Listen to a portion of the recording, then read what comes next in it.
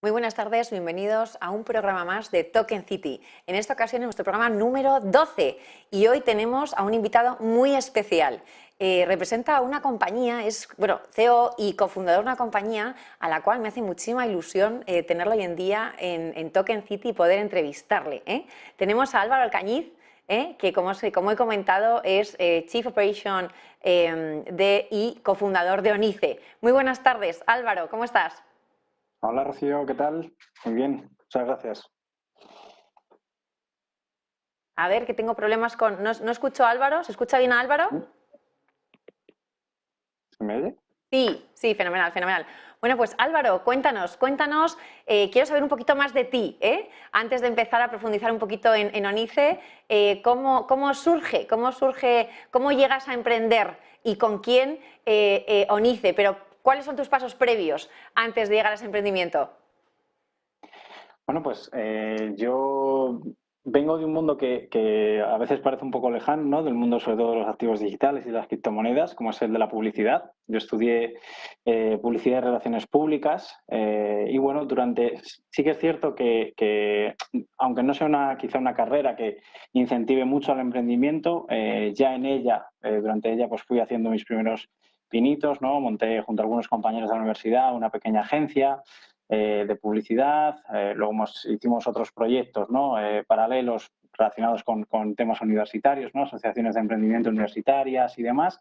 Y bueno, pues esto me llevó poco a poco a ir descubriendo este mundo, ¿no? Del emprendimiento, de la creación de empresas, de la innovación. Poco a poco fui adentrándome más en el mundo de las empresas tecnológicas, llegando a, bueno, pues a trabajar, ¿no? Al poco de salir de la carrera en una startup que se llamaba Application, en donde digamos que entré ya de manera profesional en contacto con bueno, pues todo lo que rodea a la generación de una empresa, de las startups, el tema de las rondas de inversión, todo ese amplio mundo, ¿no? Que es tan interesante y que, bueno, pues para mucha gente en este país, por suerte cada vez menos, pero se aleja mucho de lo cotidiano, de lo que suelen conocer e incluso de lo que, aunque por suerte, como digo, esto se va cada vez paliando más, de lo que se enseña y de lo que se comenta, ¿no? A la gente o se forma a la gente en la universidad. Y creo que es algo que es culmen a la hora de bueno, pues incentivar una generación, ¿no? Que apueste por generar proyectos propios, por generar negocio y por dar lugar a ver más opciones más allá del trabajo para empresas terceras, ¿no? Para empresas ajenas. Un poco a lo largo de mi carrera principalmente se desarrolló en el ámbito del marketing y del desarrollo de negocio, ¿no? Estuve pasando por diferentes empresas, consultoras, empresas tecnológicas y demás, y así es como, bueno, pues como llegué a Cubide, que es la empresa en donde, bueno, pues fundada por uno de mis actuales socios, ¿no? Por Ángel Luis Quesada, que es el CEO de Onis, y ahí es donde entramos él y yo en contacto. Él ya estaba promoviendo lo que era el germen en aquel momento del actual Onis, ¿no? De nuestra actual empresa, en la cual estaba, bueno, pues se aunó también a Eneconor, ¿no? Famoso business angel e inversor en startups.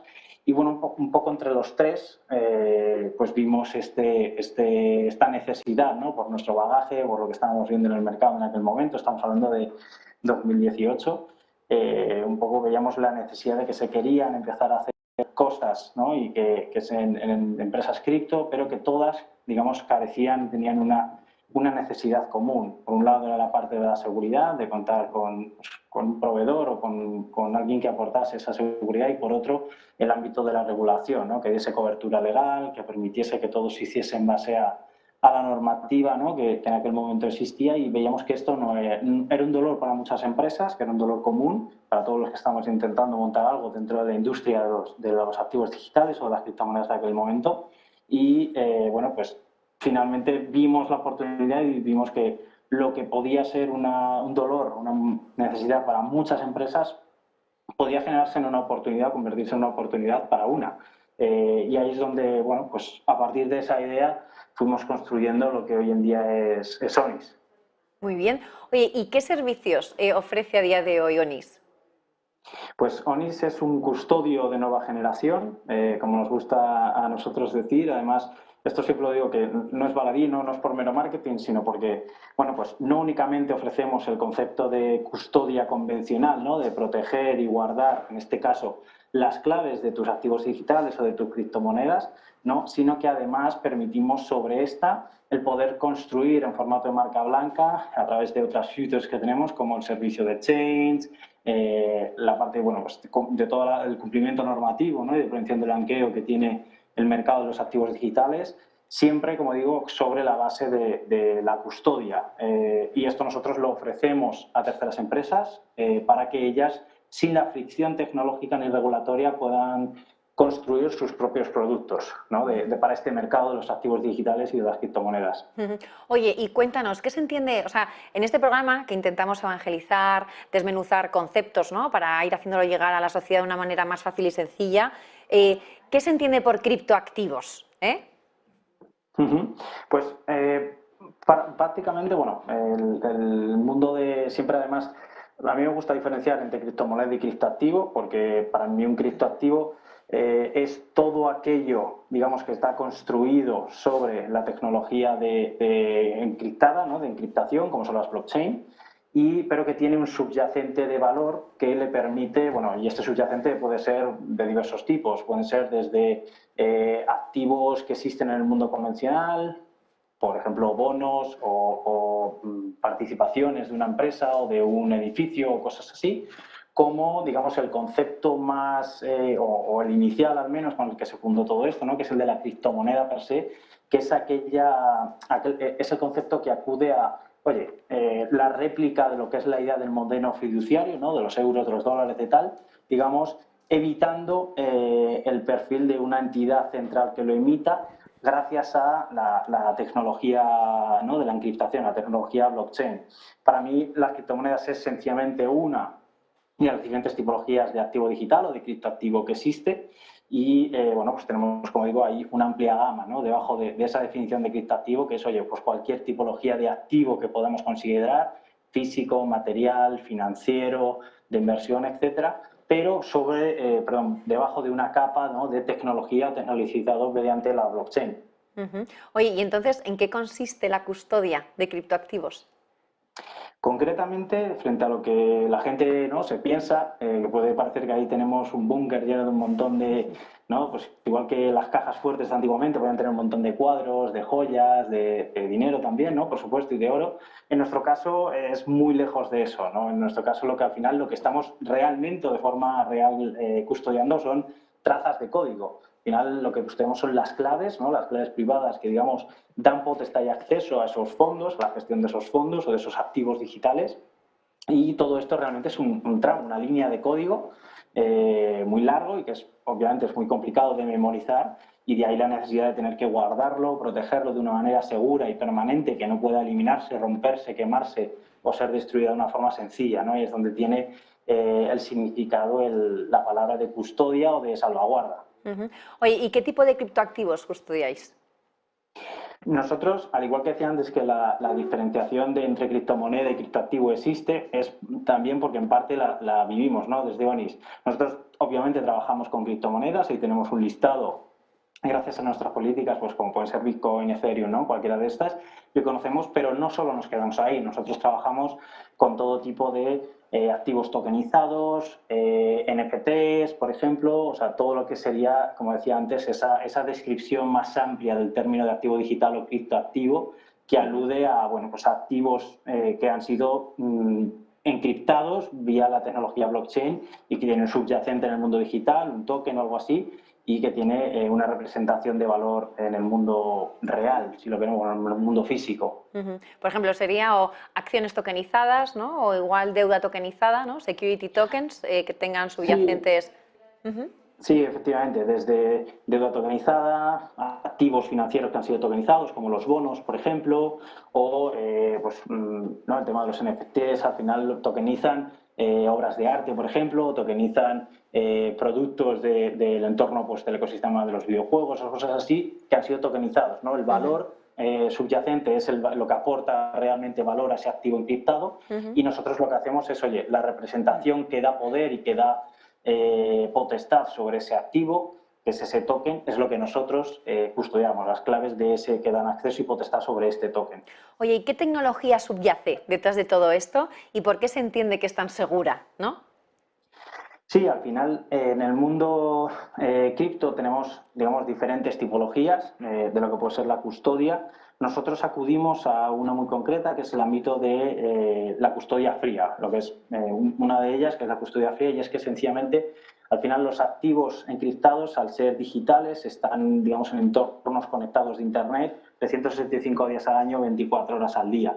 Nosotros con nuestra tecnología de, como digo, custodia fría, que no es que las pongamos en una nevera, ni mucho menos, sino sencillamente que las desagregamos, las desacoplamos de Internet para evitar que sean susceptibles de ser robadas y que estén a un alcance, digamos, más factible pues, para el perfil conocido, ¿no?, de hackers y posibles perfiles así, que puedan robarlo o adquirirlas de maneras bueno, ilícitas, y eso es un poco la manera en que nosotros, digamos, ofrecemos esa seguridad, ¿no? Tenemos un sistema que lo que nos permite es salvaguardarlas de forma inconexa a la red, a Internet en este caso, y que en el momento en que necesitan ser utilizadas, pues para venderlas, para comprar más, para moverlas a otro lado, nosotros tenemos un sistema que permite esa conexión de una manera segura, ¿de acuerdo? Y, bueno, pues como digo, que garantice que efectivamente que están ahí y que no van a ser, bueno, susceptibles de ser robadas o hackeadas, ¿no?, por una tercera mano ajena. Muy bien. Vamos a hablar de conceptos, ¿no? Cuéntanos la diferencia o cómo se complementan o qué son las claves públicas, las claves privadas, para la gente que no sepa un poquito de todo esto. Al final, en el mundo de la encriptación, tú tienes dos partes, que son, como bien dices, Rocío, la parte de la clave pública y la clave privada, perdón. Estas son dos partes de una misma entidad, que son las claves de ese wallet. La clave pública podríamos asociarla, ¿no?, en el mundo a un mundo convencional para que, bueno, pues para que todos nos podamos entender, a lo que sería un símil, por así decir, al IBAN de nuestra cuenta bancaria, ¿vale? Es, digamos, una dirección en Internet, en este caso, dentro de una red blockchain a la que nosotros podemos dirigir fondos, o a la que podemos dirigir activos encriptados, ¿vale?, dentro de un wallet. Y luego tenemos la parte de la clave privada, que es la que nos da acceso a todo lo que alberga esa dirección, esa clave pública, todo lo que está alojado dentro de ella, nos permite desbloquearla para acceder a ella y en caso de que queramos retirarlos o hacer uso de esos activos. Es un poco, digamos, si tuviésemos, acudiendo a la metáfora que utilizamos, la analogía que utilizamos en la cuenta bancaria de que el IBAN es la clave pública, esta sería la clave de acceso que nos permite acceder a los fondos que hay dentro de nuestra cuenta bancaria. Oye, Álvaro, ¿y qué otro tipo de soportes existen para guardar las claves? Y en base a ellos, ¿en qué se diferencian de un custodio? ¿Qué pros y contras hay? Sí, a ver, aquí hay una idea, un concepto, y es el hecho de que la potestad sobre las claves está de quien tenga acceso a ellas, ¿no? Por eso mucha gente, digamos, utiliza la opción o acude a la opción de ser su propio bueno, garante o protector de almacenar las claves. ¿Cómo? Pues vía, por ejemplo, un pendrive, ¿no?, los típicos pendrives que tenemos, de Ledger, de Trezor, todos estos. Tenemos opciones también de que esos son wallets fríos, pero son wallets fríos, digamos, personales o unipersonales de cada uno. Luego tenemos la opción de los wallets calientes, que son esta misma idea de Ledger y Trezor, pero de manera conectada siempre a Internet. Ahí tenemos los formatos, pues, por ejemplo, de MetaMask, que es probablemente el más conocido, y que está constantemente en la red, y nosotros lo podemos tener como o bien una app en el móvil o una extensión de navegador dentro de Chrome o el navegador Firefox o el que utilicemos, ¿vale? Y luego tenemos esta opción, ¿no?, la de un custodio, que es una empresa profesionalizada que ofrece ciertas garantías más allá de lo que es solo el sistema, sino que eso, pues, la parte de regulación para hacerlo que cumple y que hay que cumplir debidamente para poder ofrecer este servicio, tema de seguros, cosas así. Las diferencias que tenemos entre estas modalidades es que, y acudo de, digamos, lo más caliente a lo más frío, si lo queremos llamar así, es el tema de MetaMask, ¿vale? Recordad, esa extensión o aplicación de navegador. El problema que tiene es que al estar en Internet, oye, es muy fácil de acceder, no requerimos más que una cuenta de usuario prácticamente, y lo que necesita, el problema que tiene es que está conectado a Internet constantemente, es decir, es susceptible de ser atacado constantemente por esos hackers, ¿no?, por esas terceras manos ajenas que decíamos que puedan hacerse con nuestros fondos, y no tienen, principalmente no tienen ningún tipo de medida de seguridad más allá de la mera clave. ¿de acuerdo? Luego tenemos el primer modelo que hablamos, el tema de los Trezor, de estos dispositivos, ¿no? Formato pendrive o similares, que nos permiten ya de forma fría, es decir, desconectada de Internet, pero a modo unipersonal, guardar las claves. Obviamente esto ya cuenta con capas de seguridad, para empezar ya está desconectado de Internet, como decíamos. La principal diferencia o brecha que pueden tener estos sistemas es el hecho de que no están susceptibles de que tú puedes perder el propio pendrive o se te puede caer, se puede dar un golpe y también así se puede incluso romper y por tanto perder lo que tienes dentro, ¿vale? No está digamos, dentro de entornos seguros ni nada por el estilo. Luego tenemos, como decía, las empresas de custodia, que ahí pues al final lo que te dan es una usabilidad dentro de esos modelos de seguridad fría y, como decía antes, la parte de regulación, la parte de coberturas, también tema de seguros y similares. Tienen el tema de que te dan una usabilidad sin tener que tú sin guardar el dispositivo, te lo hacen mucho más fácil de utilizar, pero con todas las garantías de estos sistemas y algunas más, como es la parte de, por ejemplo, seguros, ¿no?, que estamos diciendo, la parte de regulación. Aparte, eso, digamos, a nivel usuario de a pie. Si hablamos ya de entidades o nos referimos a entidades, empezamos a sumar capas, ¿no? Como puede ser el hecho de que si fuéramos una entidad y acudiésemos a una custodia propia de los fondos, tenemos, pues por ejemplo, ese modelo tienen diferentes deficiencias a la hora de escalabilidad operativa, a la hora de qué ocurre si esa persona que está al cargo de los fondos o de la operativa con fondos cripto en nuestra empresa o es despedida o se marcha a un competidor o a otra empresa, ¿qué ocurre? Esa persona va a saber, ha podido memorizar, ¿no? Por ejemplo, cuáles son las claves privadas, ha tenido acceso a ellas, ¿qué hacemos, no? ¿Cómo se puede gestionar eso? Eso sería un riesgo operativo que, por ejemplo, con entidades de custodia pueden ser salvadas, ¿no? O sea que mucha gente pregunta, ¿pero se custodian las claves o se custodian los criptoactivos? Álvaro.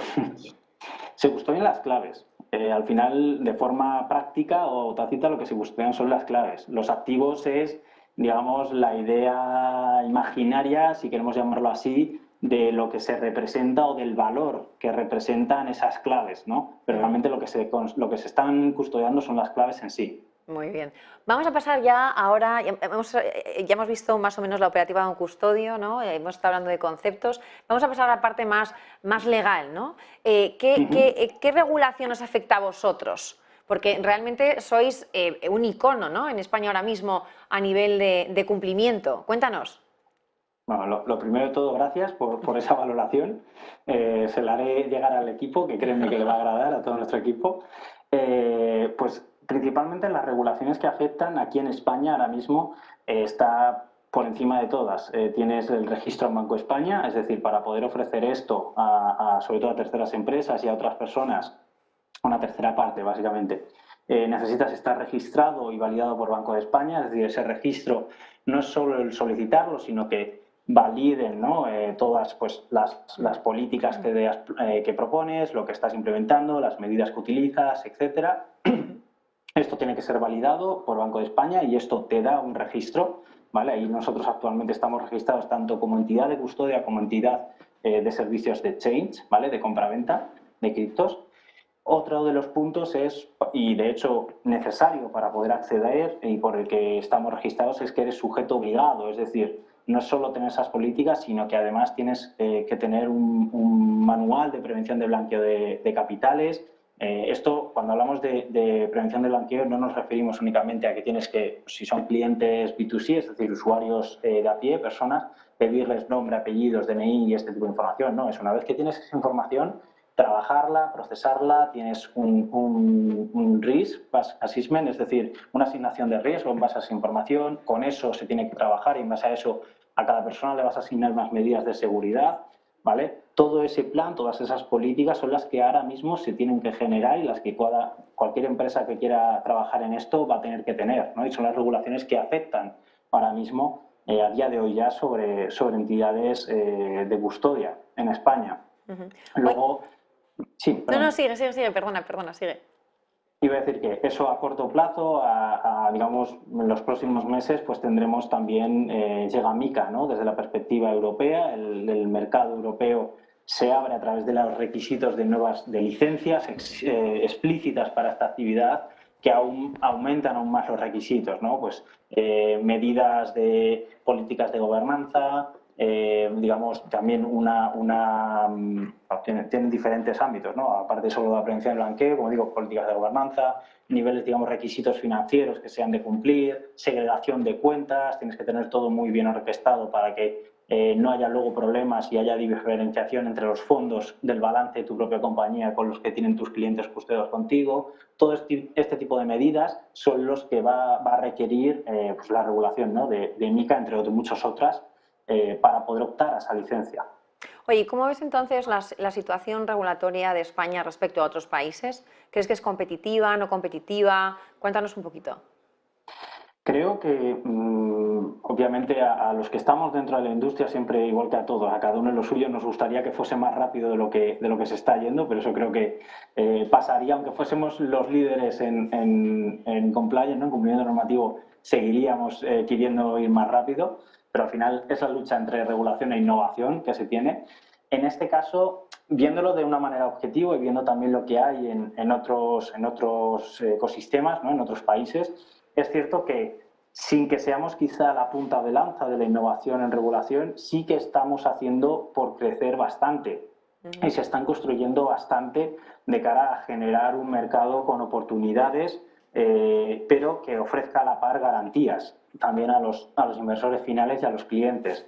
O sea, en ese sentido, sin ser, como digo, el mayor referente de innovación, sí que creo que se están haciendo las cosas bien, se está trabajando porque cada vez vayamos mejor. Obviamente siempre se puede ir más rápido, ¿no? y es lo que a todos nos gustaría, pero aún así, siendo objetivos, es cierto que la predisposición a aprender, a seguir aportando, a seguir, digamos, ofreciendo y regulando un poco en base a la realidad, una realidad de mercado, está ahí, es algo que en muchos otros países ni siquiera se han planteado todavía, a pesar de que tengan un registro, pero no han planteado tan siquiera el hacer caso a MiCA, o no se hace un seguimiento, ¿no? De regulaciones y tal, y aquí en España sí que es cierto que eso se está haciendo. Y bueno, ahí pues muchas empresas del ecosistema estamos ahí también intentando ayudar a que eso pase de la mejor manera posible, de una manera coherente y que sea ejecutiva, ¿no? para el mercado. Total. Oye, cuéntame, el Sandbox ha tenido 3 ediciones y vosotros habéis participado en 2 de ellas. Una de ellas tokenizando el primer fondo, ¿no? Haciendo una prueba piloto sobre la tokenización del primer fondo, y la segunda sobre la creación de un fondo de inversión en DeFi. Cuéntanos un poquito de las experiencias y en qué ha consistido exactamente. Sí, efectivamente. Como dices, hemos sido la primera entidad en repetir 2 sandbox en España, aparte de también la primera entidad de custodia en España en participar en un sandbox regulatorio. El primer sandbox, que como dices que es el del fondo tokenizado, ahí trabajamos bueno, pues con 2 grandes players de la industria, como son Renta 4 y Allfunds, blockchain. Y ahí básicamente lo que hicimos, bueno, pues como bien decías, es la tokenización de un fondo de cara a ver cómo nosotros aportando toda esa infraestructura, ¿no? Sobre de la custodia de esos tokens del fondo, etcétera. Y lo que se vio era toda la operativa, cómo se podría gestionar, ¿no? Este tipo de activos tokenizados dentro de la, digamos, pues la comunicación entre las diferentes partes y cómo todo esto fluiría a través de una blockchain de una manera pues, más automatizada de lo que a día de hoy se puede hacer en los mercados, ¿no? Ahí el aprendizaje fue brutal, de hecho tuvimos una gran valoración por parte, en este caso, de CNMV, que fue el regulador con el que trabajamos para el proyecto y que supervisó el proyecto, y la verdad que muy contentos. En ese sentido, el aprendizaje fue bastante grande, además, obviamente, y no hay que olvidar que, bueno, como todos, cuando abres camino, vas encontrando, ¿no?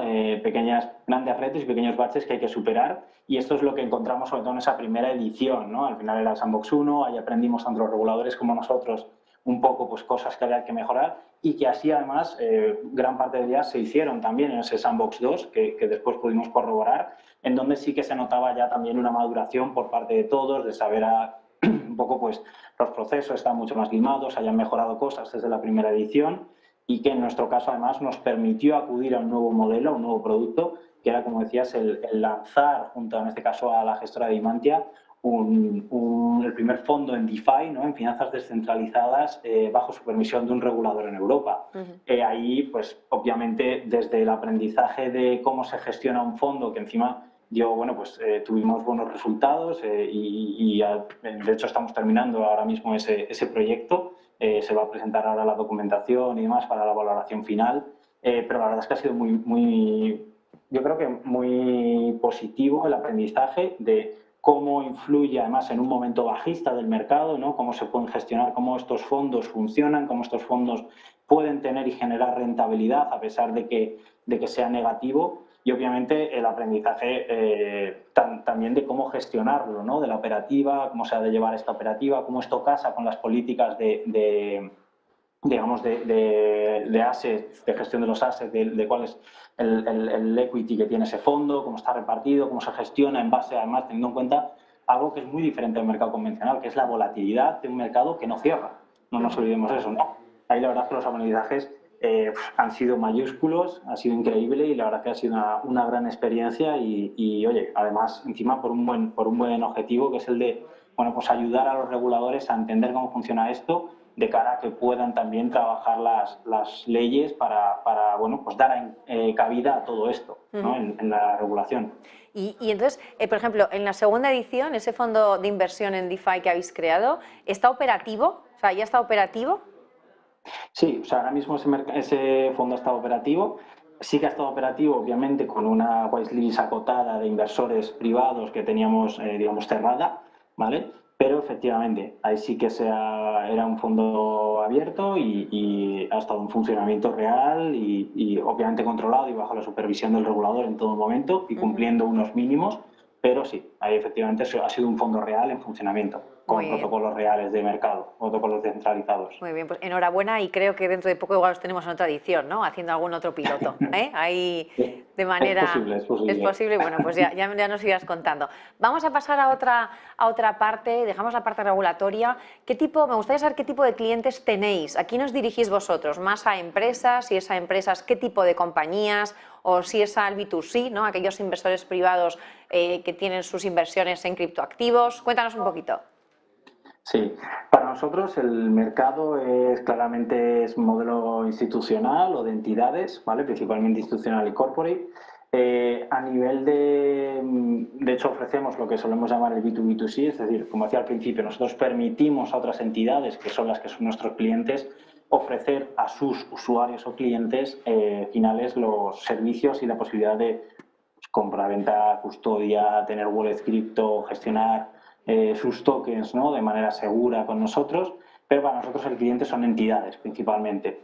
Ahí hablamos, puede que quizá lo que más veamos ahora mismo, ¿no? Pues son bancos o fintechs, pero sin duda también estamos trabajando en otras industrias, no solo en el ámbito de la banca y las finanzas, que quizás lo que más se ve, ¿no? El caso, por ejemplo, los dos casos del Sandbox que venimos a hablar, es como los primeros mercados que han tenido apetito por esto, pero ahí estamos también ahora mismo trabajando en otras industrias, pues como puede ser la del entretenimiento, energéticas, real estate, hay otra amplia gama, ¿no? Siempre decimos que bueno, podemos trabajar con prácticamente cualquier compañía de cualquier industria, siempre que esté trabajando o quiera trabajar en el ámbito de los activos digitales. Oye, ¿y en qué punto os encontráis como compañía ahora mismo? ¿Y qué retos tenéis de cara al año que viene? Bueno, pues ahora mismo, y este viene un poco dado, ¿no? Por el contexto, un reto obviamente este año 2022 que estamos terminando ha sido el de asentarnos como entidad, en este caso en nuestro mercado, en España. Ha ido anexado algo que no preveíamos, ¿no? O al menos de la manera en que ha sucedido, que era esa caída por los casos además, ¿no? Que han sucedido de, bueno, pues Terra, Celsius, más recientemente FTX, que también han generado, digamos, más turbulencias de las que quizá podríamos todos haber sospechado que iban a ocurrir. El mantener, digamos, y el demostrar la credibilidad y la confianza en la empresa ha sido un reto en sí mismo, ¿de acuerdo? Sobre todo entendiendo un poco, pues viendo los casos que han surgido a partir de entonces y el demostrar que, bueno, pues aquí las cosas se han hecho de manera muy diferente y que no todas, además, no todas las empresas que estamos en esta industria seguimos la filosofía que se han seguido en entidades como FTX. Esto nos ha llegado, digamos, no era algo que tuviéramos nadie en el planning, en el roadmap, pero nos ha llegado impuesto y ha habido que también saberlo gestionar, ¿no? Al final como entidad y eso ha sido un reto en sí mismo, como digo. De cara a este 2023 es el de seguir creciendo. Apertura de nuevos mercados en Europa, el seguir obviamente creciendo aquí en España con nuevos clientes, con seguir sacando, ¿no? Que tenemos en el roadmap proyectos en nuevas industrias que hasta ahora no teníamos, digamos, casos de cliente y que se están trabajando salir en esas industrias con este caso y lanzarlos por fin a mercado. Esos son un poco los retos, el seguir creciendo, seguir construyendo un producto que siga ofreciendo las garantías y las, digamos, cubriendo las necesidades que nuestros clientes tienen para entrar en este mercado de los activos digitales de una manera sencilla y sin fricción, ¿vale? En ese modelo siempre, por así decir, plug and play, de alguna manera, a través de nuestro servicio de cash de marca blanca. Y, bueno, pues obviamente la apertura, como decía, de nuevos mercados en Europa. Oye, ¿y cuál es el futuro de la custodia de los criptoactivos, Álvaro?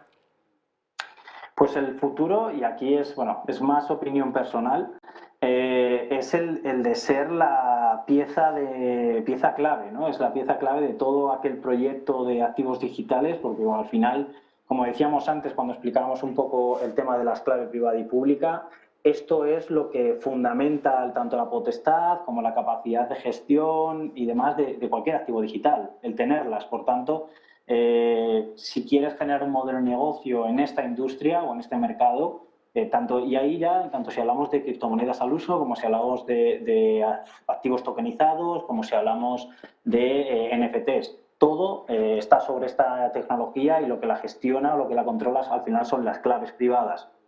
Para poder ofrecer un producto, un servicio, un modelo de negocio de calidad, tienes que tener un punto que es la custodia bien cubierta. Tienes que ofrecerla y que esta además se amolde y te permita desarrollar negocio a partir de ella. No solo te dé la seguridad, sino que te permita fluir a tu negocio. No tiene que ser una barrera para tu modelo de negocio, para generar esos ingresos, sino que tiene que ser una de las piezas que te ayude a rentabilizarlo, a potenciarlo y a fomentarlo. Y ahí es donde, desde luego, estamos por lo que estamos trabajando y donde estamos poniendo el foco, en este caso, desde ONIS. Muy bien, ¿y cómo ves el futuro de la economía tokenizada? Sin duda es, nunca mejor dicho, aunque sea un poco redundante, es el futuro, ¿no? Ahí tenemos casos, además, en los próximos meses, temas como el Pilot Regime, que seguramente pondrá en boga el tema y demostrará, ¿no? Sacará a la luz muchos proyectos de tokenización y sacará todo el potencial que hasta ahora, bueno, pues estaba un poco encubierto y se estaban todos los focos, digamos, enfocando más, aunque suene redundante un poco, en el mundo de las criptomonedas al uso, pero que para nada es donde, como decíamos antes, donde está la industria de los activos digitales. Eso no es el total, sino es solo una parte del tema de las criptomonedas. Y creo que este próximo año, con el Pilot Regime y con más cosas que van a venir, van a poner en prueba todo esto y que la tokenización va a ser un punto muy importante y va a ser una gran parte de esta industria de los activos digitales. Muy bien. Y Álvaro, como conclusión, o sea, ¿qué debería tener en cuenta un inversor que quiere seleccionar un buen custodio? Bueno, lo primero de todo, que obviamente si hablamos de custodia, que tenga una seguridad, o tenga una solución segura, ¿no? Que demuestre seguridad. Lo segundo, que ¿Cómo testea regulatoriamente... eso? ¿Cómo lo puede testear que sea una solución segura? Si yo tengo que elegir custodios, ¿cómo puedo testear eso? Bueno, tienes desde capacidad de... Bueno, lo primero entender cuál es el tipo de custodia que da, ¿no? La que hablábamos antes, si es custodia fría, si me están dando un modelo o qué me están dando. Eso es lo primero de todo. Y a partir de ahí, entender qué medidas me están dando. Oye, ¿es un sistema único de custodia fría o es un sistema de multibóveda como el que tenemos, por ejemplo, en ONIS, que lo que nos permite es diversificar y no depender solo de una pata, ¿no? Sino que tenemos una diversificación de los fondos, que no ponga, como se suele decir, ¿no? o ese dicho, no pongamos todos los huevos en una misma cesta, ¿no? Cómo está distribuyendo, una vez que custodia mis fondos, cómo los distribuye, ¿no? ¿Qué lógica se está utilizando dentro? ¿Con quién está trabajando? ¿No? Veamos con quién ha trabajado también, veamos si es alguien que, oye, que tiene expertise, que de verdad está haciendo cosas, o alguien que no, que por el contrario no ha sacado nada, no, es bastante nuevo, ¿no? Esto no implica que el nuevo no sepa hacer nada, pero probablemente el que tenga experiencia le ha ido, digamos, labrando una experiencia, ha ido superando retos, superando situaciones que ha hecho que el producto que te pueda ofrecer, la solución de custodia que te pueda ofrecer vaya a ser mejor, sin duda, o al menos que esté mucho más contrastada. Y luego, otra parte muy importante es, como decíamos, la parte de regulación, que cumpla la ley, que cumpla los requisitos que ahora mismo se tienen para ofrecer esas garantías, pues como decíamos, el tema de prevención del blanqueo, el tema de cumplir, ¿no? Futuramente cuando esté MiCA, pues oye, ¿tienen licencia o no va a tener licencia? Para mí son los dos principales points, unido a, obviamente, Luego, pues ya otra que es más descartable, que es el tema de precios y todo esto, pero eso para mí aquí es secundario. Si lo que hablamos es de detectar un buen proveedor, los primeros checks son esos dos. A partir de ahí empezamos otro nivel, ¿no? Que es ya la toma de decisión de por cuál me decanto. Pues Álvaro Cañiz, CEO y cofundador de Onís, muchísimas gracias por la entrevista, ha sido un verdadero placer y nada, me voy muy contenta de haber tenido esta charla contigo, esta entrevista contigo y de poquito a poco, bueno, pues cómo vamos empujando todos los stakeholders del sector, pues sobre todo de cara a llevar ese conocimiento y esa utilidad ante esta nueva era de la economía tokenizada. Muchísimas gracias y muy buenas tardes, Álvaro. Muchísimas gracias y un verdadero placer. Hasta luego. Hasta luego. Pues nada, terminamos por hoy una entrevista más a Álvaro de Onís y no os perdáis nuestro próximo programa el día 10 de enero a las 6:30 por la tarde y además tendremos una sorpresa. Va a venir un profesional desde la Unión Europea, desde, vamos, las entrañas de donde se está gestando toda la legislación a nivel europeo para contarnos sobre la economía tokenizada, sobre tokenización y lo que está por venir. Muchísimas gracias y muy buenas tardes.